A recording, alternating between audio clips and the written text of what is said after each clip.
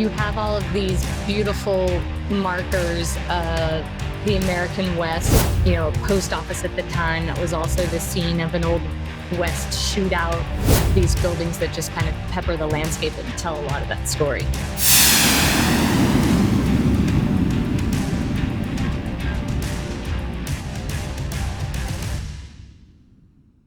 The popular TV series Yellowstone and its many offshoots has heightened Americans' awareness of and curiosity about the West, its history and hardships, as well as the business of ranching.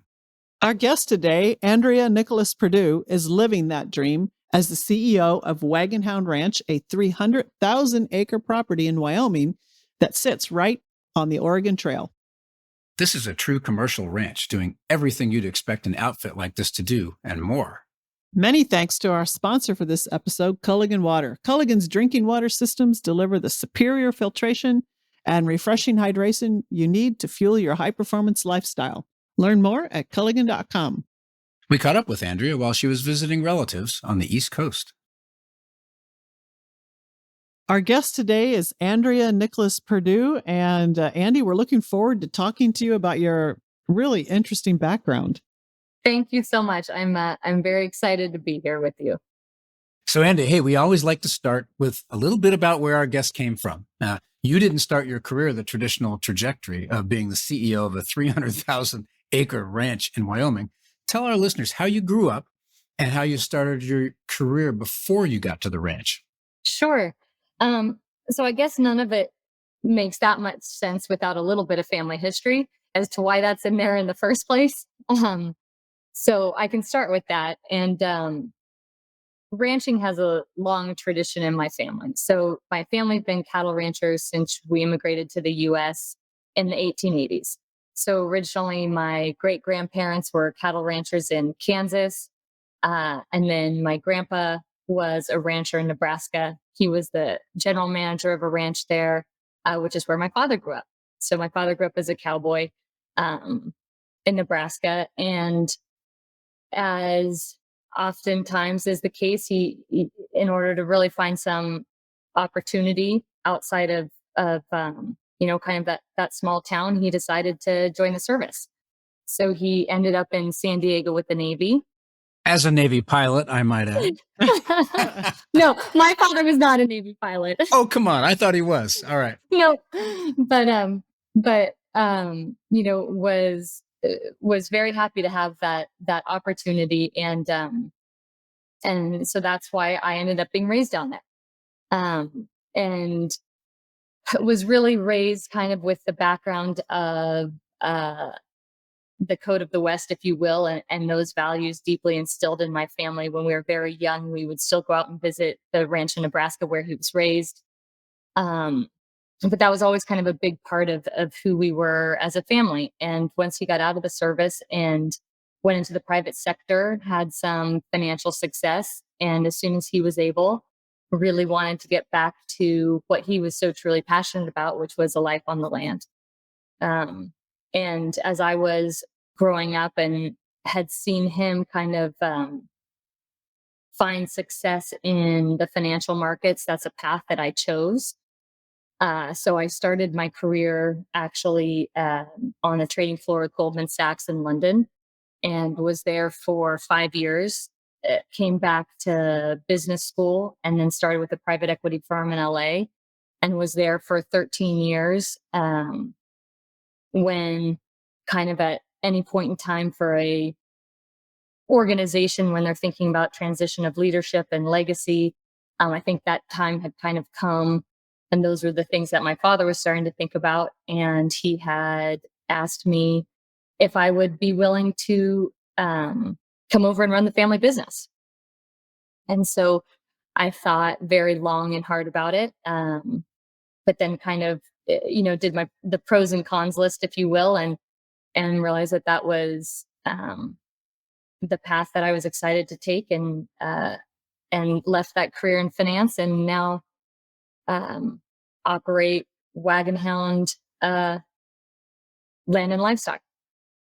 Wow. So that's a big jump from finance to ranching. Although your dad had sort of showed you a path, but Did it, you weighed the pros and cons. Was it, did it seem kind of risky? How did you finally decide to make the leap? What was the tipping point for that? It seemed very risky. I guess a lot of folks of my generation or one generation down are maybe more comfortable with jumping around like that. That's not the path I had taken. So in my professional career, I'd worked for 2 organizations. And so kind of that loyalty and that commitment is something I really do pride myself on. And so even just that movement was challenging to think about. And then going from finance was something that I had been in and been dedicated to and had built a name and a career in, and then completely leaving that behind. So wow, is that 20 years or whatever not worthless, but am I just kind of giving that up? Obviously the financial trajectory is also dramatically different. And so those were kind of all of the things of what's that practical choice to make. But then it was some of the other factors that made it much more of a clear-cut decision. And so I kind of think about when you think about at the end of a life and you look back, what do you wish you have tried? So I tried 20 years in finance. I knew what that was about. And would I be upset that I tried and failed or that I didn't try at all?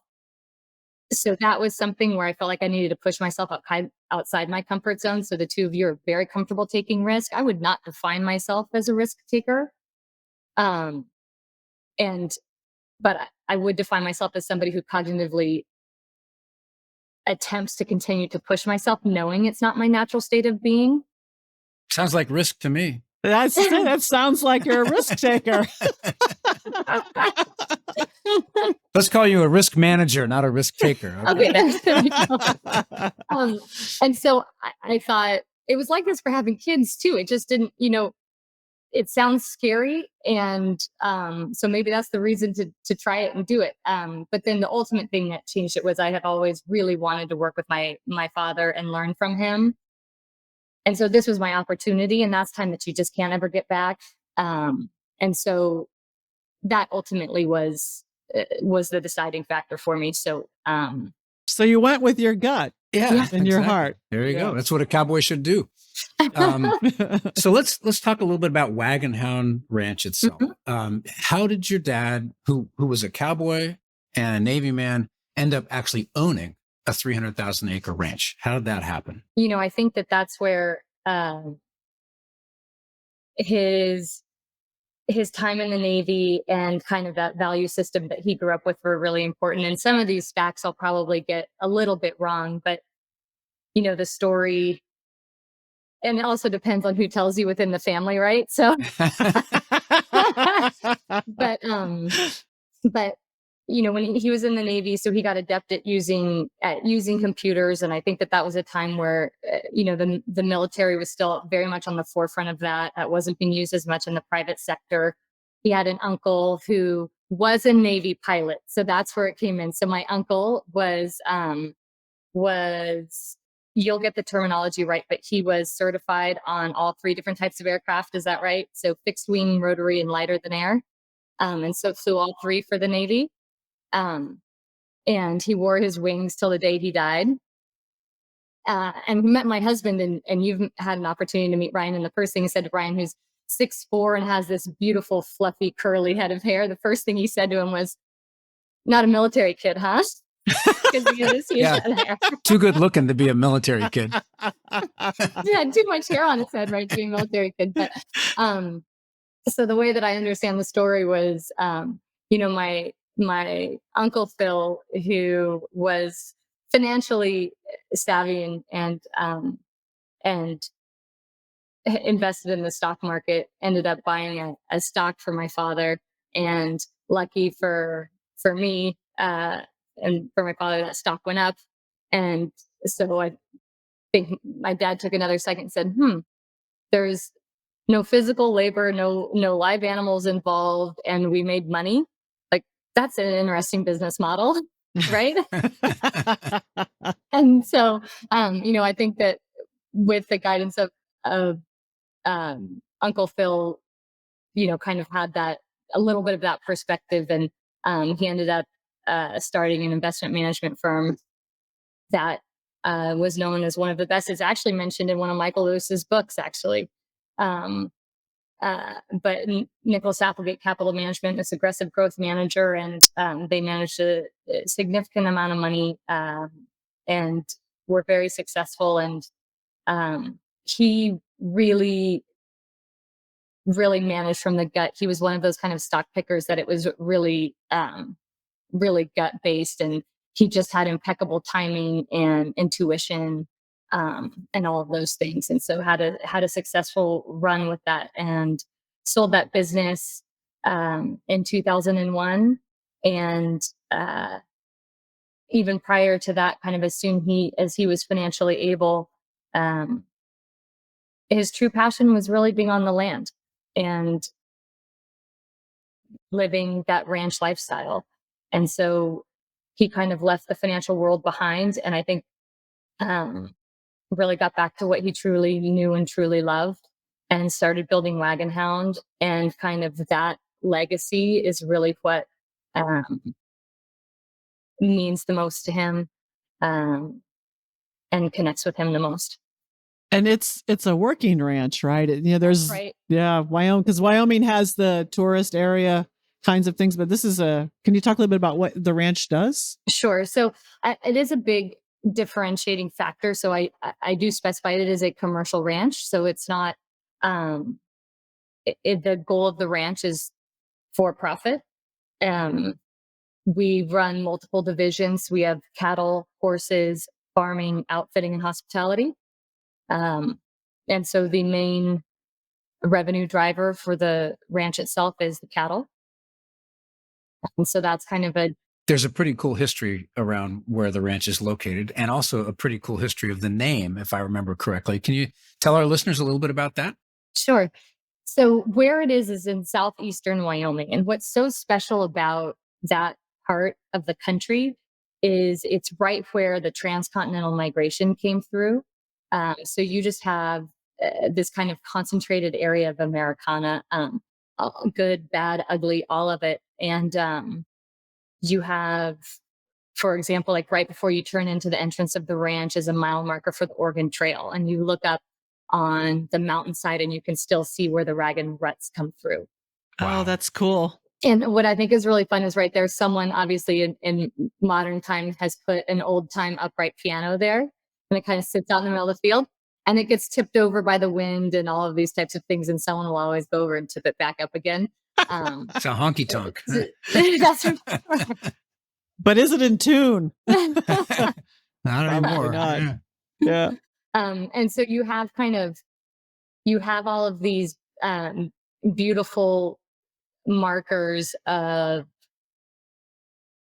the American West, be it old buildings that haven't been touched since the day the last person walked out. They all have their own ghost story, be it a one room schoolhouse or a foundation left that used to be a post office at the time that was also the scene of an old West shootout. There's a cave on the property that was the hideout of a cannibal. So you have all of these kind of ghost stories of the American West that are still so rich and poignant there, in these buildings that just kind of pepper the landscape and tell a lot of that story. How about the name? Tell us about the name. Sure. So when the transcontinental migration was coming through, there was a creek on the property, or on a certain part of the property, that was notorious for having this very steep bank. And so when wagons would cross it, they would hit the other side and it would break the wagon hound, which is what the tongue connects to the axle. And the brand itself, which is a historic brand, is a visual depiction of that wagon hound. So the brand is quarter circle bar, quarter circle. So it is actually a symbolic representation of what you would see on a wagon. So now you've moved to the ranch and you're starting to take over. And how did you train or prepare? What kind of learning curve did you have at the beginning? Because I mean, 4 divisions is a wide variety of things between, the hospitality and the cattle, for example. That's a lot to learn. One of the hardest parts is I have not moved there full time. So I split my time between where my family is still based in LA and in Wyoming. And so I go up probably every other week, or I'm traveling every other week. Um, and the learning curve, I'm still coming up it constantly. And so um, I think one of the things that's most important is obviously to be, I mean, it seems very obvious to me, like, be humble about what you know and you don't know. This wouldn't operate without our general manager. It wouldn't operate without our head cattle manager. It wouldn't operate with our head of farming. Wouldn't operate with our head of hospitality or our head of outfitting. So I'm not there to run each one of these divisions. I would never be able to do that. One person would have a really hard time doing it. Um, and what I can try and do is find maybe that guiding path so that everybody's in the same boat moving it forward. Um, but absolutely relying on their leadership and their knowledge of each one of those underlying areas, because I'm still learning every single day. Well, you really stepped out when you took over, in a good way. And I'm sure your dad's very proud of what you did. What was the biggest idea you had initially? What immediately struck you as, I must do this? I think what was really important for me to get my arms around was why. Why does it matter? So why is this significant to me, to my family holistically, to the families on the ranch, and then step out from there, right? To either of you or to my friends I grew up with, or so I really had to answer the question to myself before I could really find the vision is, why does this matter? And so I kind of had to answer that first. And I think what I came to there is there's multiple aspects of it, but it's really that land and wildlife stewardship of our largest shared asset, which is the land on which we live. And so, first of all, maintaining that asset in a positive way is of utmost importance to me, to my family, and then perpetuating a way of life and a set of values that truly believe in, um, and kind of sharing that beauty with those who care to experience it. Yeah. And that comes from every aspect to appreciating it, from literally being on the land itself and really experiencing the serenity and the spirituality of that, because that is very intense in and of its own right. And then from the business aspect of it, there has never been more of a desire by consumers to really understand the impact of their choices on our planet, while at the same time being such a disconnect from how food actually gets onto our plate. And so being a positive influence within that chain and that connection was very important to me. Were there some easy moments with your dad early on? Because you have a close relationship, and here you come in and he's, very strongly feeling about the land, and you've got ideas about what might need to happen. Or did you just dive right in with his blessings, or did you have to talk through some things, or how did Sure. that Yeah. how'd that How play much out? supervision Sure. did you get?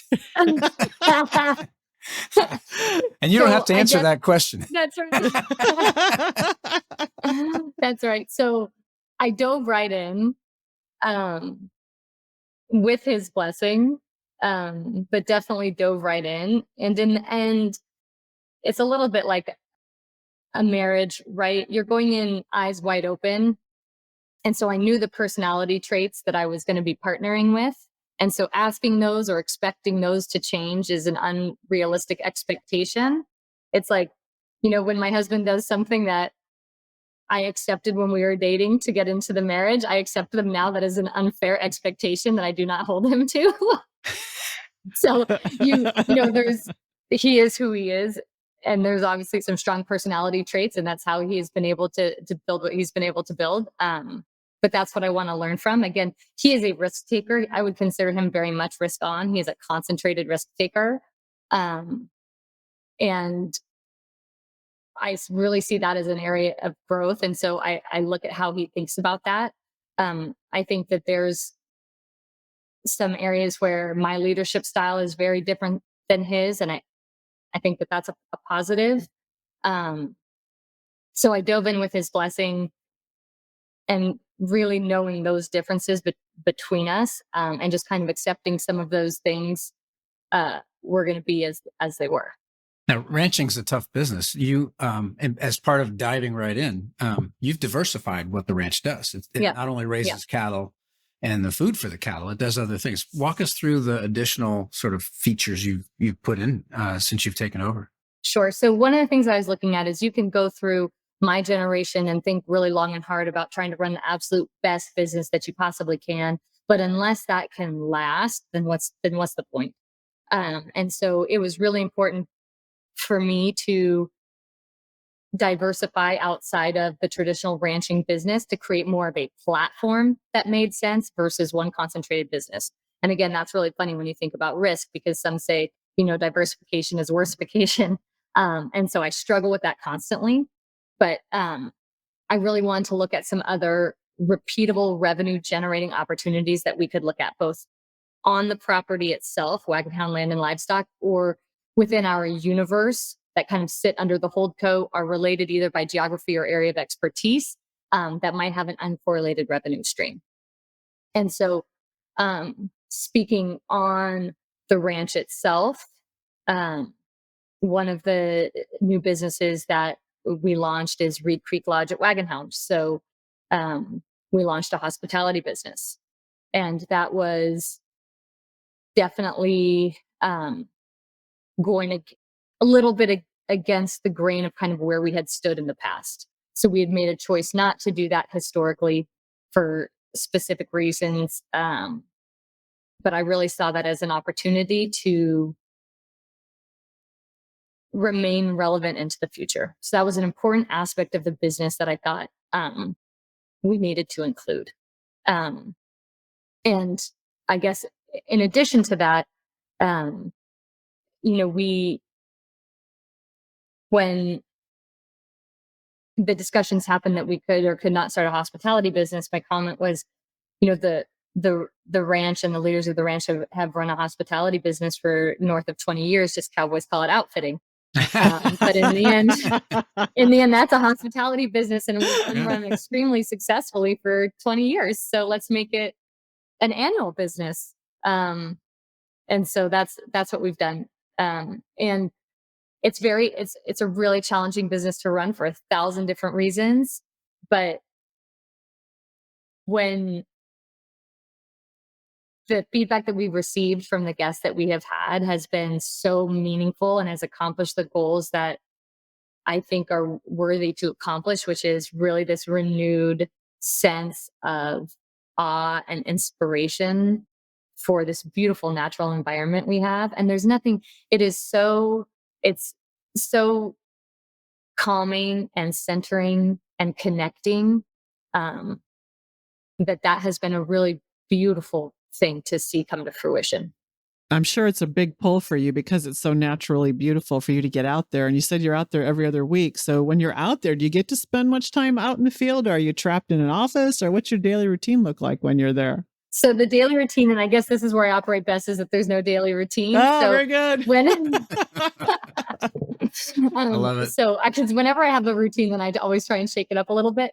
But I always want to try and get out and spend time with the team members in all the different areas. And first and foremost, so that they get to know me.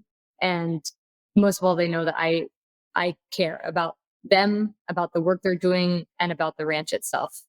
And so I will always try and connect with the farm manager, or see what kind of trouble I can cause with the head cattle manager. Go out and look at a piece of property that the general manager has been wanting to look at. But it's really, really important for me to get out as much as possible. One, because I absolutely love it. It's where I'm happiest. And each time I do it, I learn so much.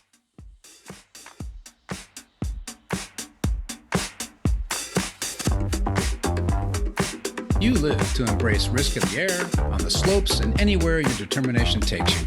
But when it comes to the drinking water that fuels your adventures, you're not looking to take chances. With cutting-edge filtration that can target contaminants as small as a single atom, Culligan's reverse osmosis filtration systems deliver the next level hydration you need to keep working at peak performance, whatever the day brings. Get started by scheduling your free water test at culligan.com. I have watched a few episodes of Yellowstone. Sandra has not, but that show depicts some of the risks, associated with operating a ranch. Although I doubt that you've had to deal with some of the risks that they have to deal with that are a little more colorful.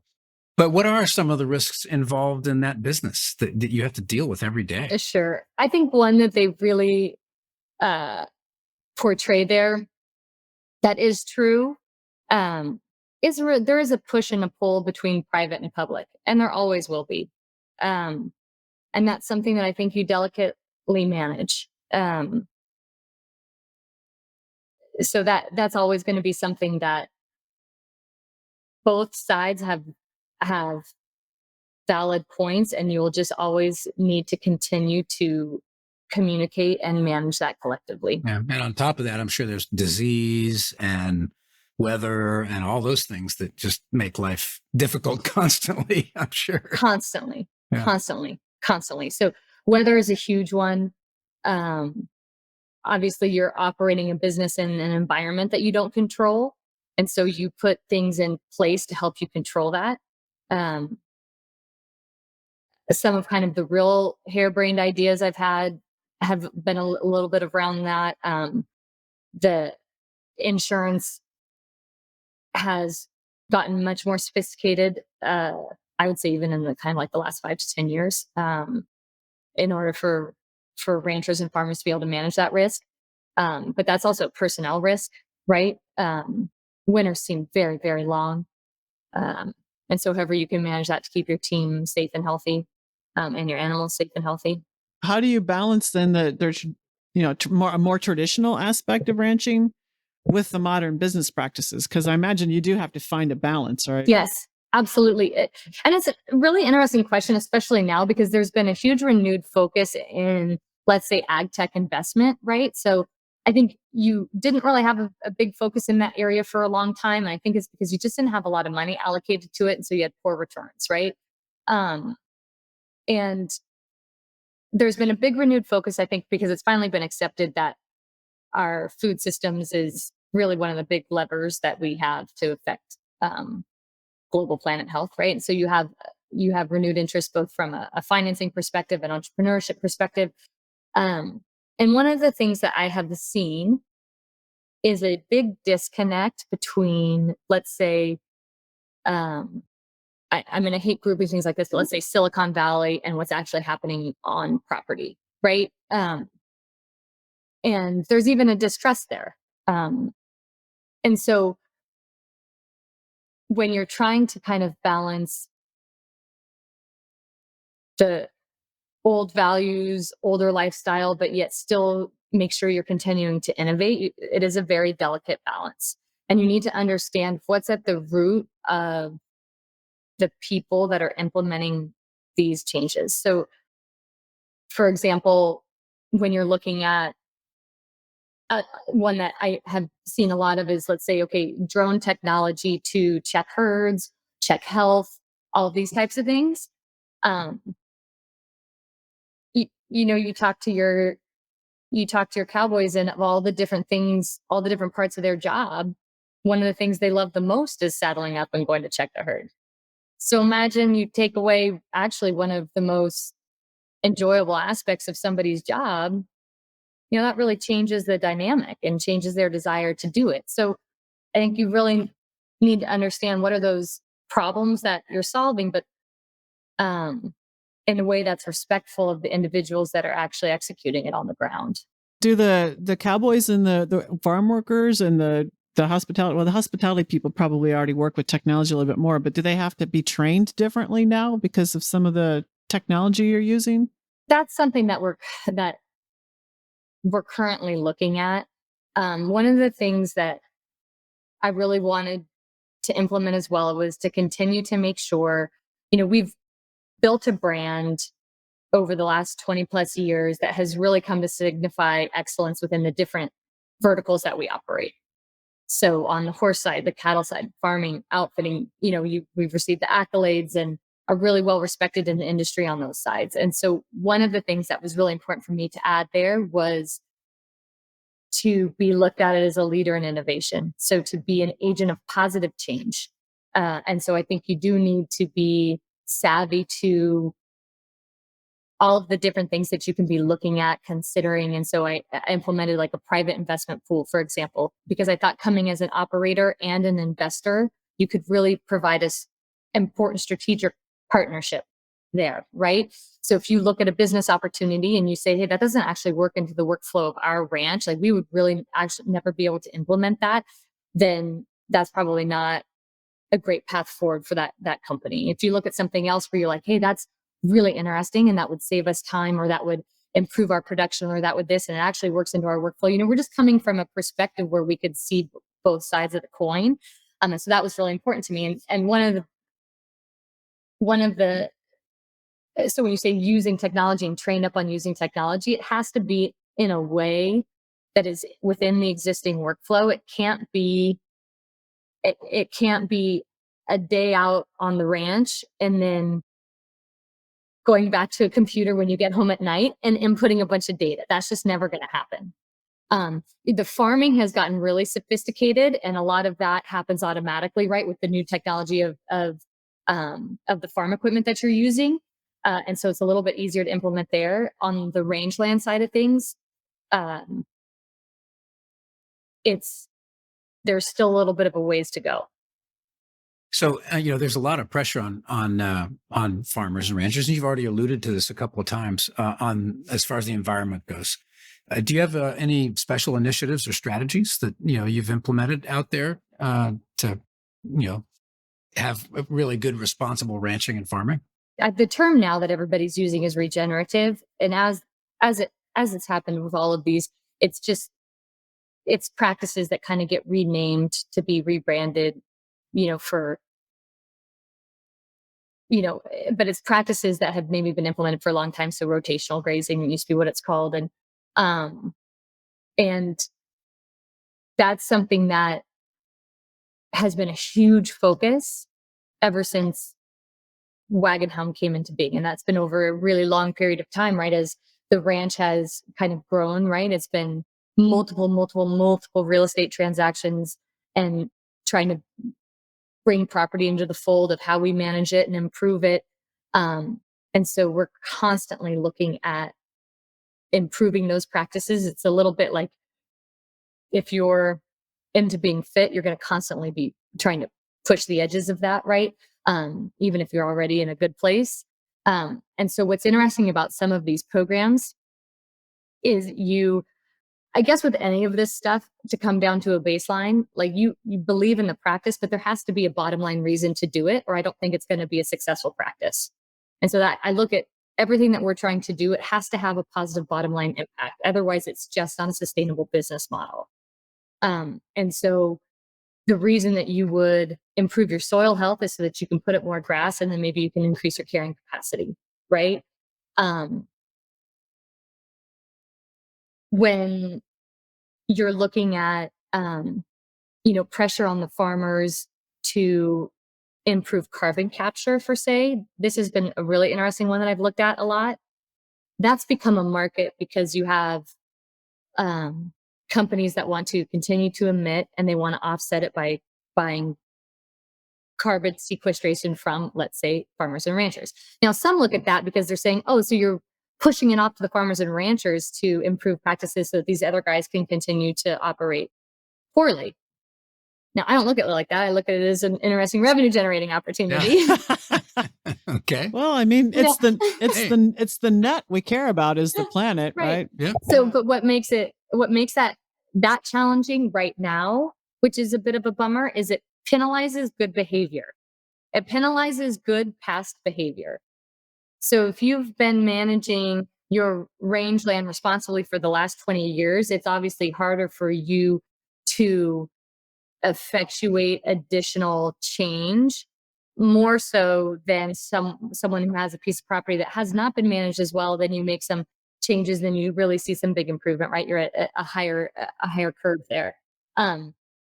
So that I think is a big challenge right now with the way these programs are. But there's been several um, different groups, I think, that are approaching it in ways that you can account for that, right? You don't want to be penalizing our good behavior for the You just past. have to find the right metric, I guess, right? You have to find the right metric. You have to, And incentives. yeah. And then soil too doesn't just tell a story of the last 5 years. Soil tells a story of the last 20 years, right? So is that deeper soil samples, but then soil samples in and of themselves are cumbersome and expensive. And so we are trying that on some of our property, some newer property. And then we are working with another organization that's really using satellite imagery because there's been such big improvement there. And the unfortunate thing is you can really only go back, I think, about 5 years. Before that, you didn't have good enough data to really be able to make these assumptions, but now you do. So that's another way that you can kind of capture how your practices are impacting, impacting rangelands. So everything that we do, to answer the actual question, everything that we do is with a lens of, okay, is this helping us be an agent of positive change within our food systems?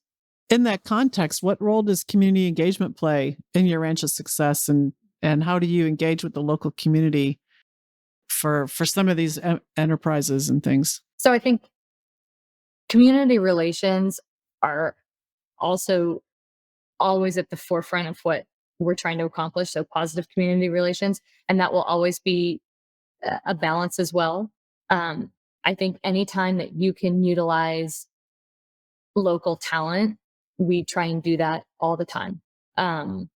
It's individuals that will know the land the best. It's individuals that will know what obstacles you're up against the best. And so I think one of the crucial things there is, as much as we possibly can, we like to be working with local businesses, hiring local individuals, and just making sure that we are, again, a positive agent of change for the community, so that the families that live and work on our ranch, there's opportunities for them, there's opportunities for their children, that it's a place that people want to be. So that's definitely a rising tide lifts all boats type of mindset. And so that's what we try and accomplish. Some of the women we've talked to on the show have had some pretty interesting, in some cases hilarious, experiences in professions long considered to be male dominated. I've been in a male dominated field my whole life. So I was just curious. Some of yours. Yeah, we can share. You have funny stories you accumulate over the years, but so you've actually been in two male dominated fields. I mean, working on a trading floor as a female is challenging even today. And now as a rancher, a leader in the ranching industry even. So what kind of situations have you faced and how have you overcome them, if you're willing to talk about it? I mean, there's definitely some hysterical experiences, Yeah. right? We can compare notes. But I guess so early on in my career in finance, I feel like it was kind of like, beat into me that women aren't asking for the compensation. Women aren't asking for what they think that they deserve. Like, you need to be more assertive. Your voice matters just as much. Like, men don't know any more than you do. They just speak more. So this was I feel like I was coming into the industry right when this was all getting really heated, right? And so from a very early on, it was kind of like, you're either part of the solution or you're part of the problem. And that was just became so ingrained so early on that it was like, got it, noted, right, be aggressive, ask for comp. Yes, yes, yes. And so, And then when you the do, comp- you're treated as like pushy, whatever. Well, right? you have to find, there's a Yeah. balance you have to Yeah. find. And I don't, and you know what? In the end, I didn't care about any of that. Like, I ended up loving the comp conversation. I loved it. What's the worst they could do? What's the worst? Say no. Like, and so I just ended up really kind of taking that feedback and just really loving it. Literally the comp conversation and that time of year, I would just gear up for it. I'd get my spreadsheet ready and couldn't wait for that conversation. And so it became an environment that I was happy to work in. Um, and so it was, I like the aggressiveness. I like the just kind of going for it. And I think that I do think that kind of dealing with that, I mean, it's very hard, I guess, to feel intimidated now. And so I'm really thankful for that. Um, because then moving into this industry, you're dealing with, yes, it is male dominated. But there's probably not many things somebody could say to shock or offend me. Because I've heard most of it Heard it all. before. So Are there other women in the same role that you have, Andy? And do you sort of keep in touch with them, or yeah, are so you sort of an island? sure. So that's a really interesting question. And I think it's still mostly men. But one thing I did notice is I have definitely noticed that of some of the largest landowners in the US, a good chunk of them have daughters that are now running the operation or will be running the operation. And I think that's really interesting. And what I think is really interesting for twofold, because that group of, I don't know what we want to call them, wealth creators or builders, the landowners, um, have kind of maybe seen that there's this next generation of leaders that are women, and they are really accepting and excited about it. And so I think that's kind of fun. That's something maybe people wouldn't assume. And in the end, women do approach things different.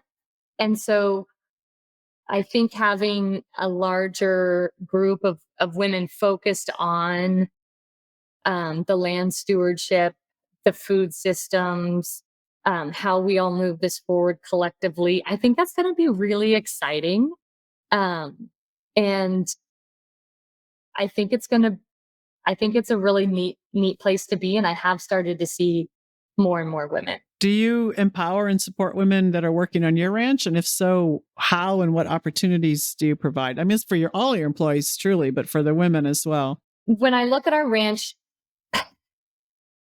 and maybe it's just the history, I really don't bifurcate it by sex. And I think it's probably because of the professional history I have. It's really who's the best for the job. And so um, there's been several women at the organization that maybe came in as a different role or maybe came in as a significant other. And then you see the skill set that they have and you empower them and promote them. And it's really who's going to execute best. And who's a positive influence on the team, right? Who's a team member that people want to be next to. And so I think all the rest, the background in the male dominated is just, you're just going for it, and who's going to help get you there. So, I was going to ask you what advice you have for other women who are, striving to become CEOs, but I think you've kind of already covered that. Go for it, right? So let me ask you this, and as we kind of come to a close here, what is your favorite part of your job?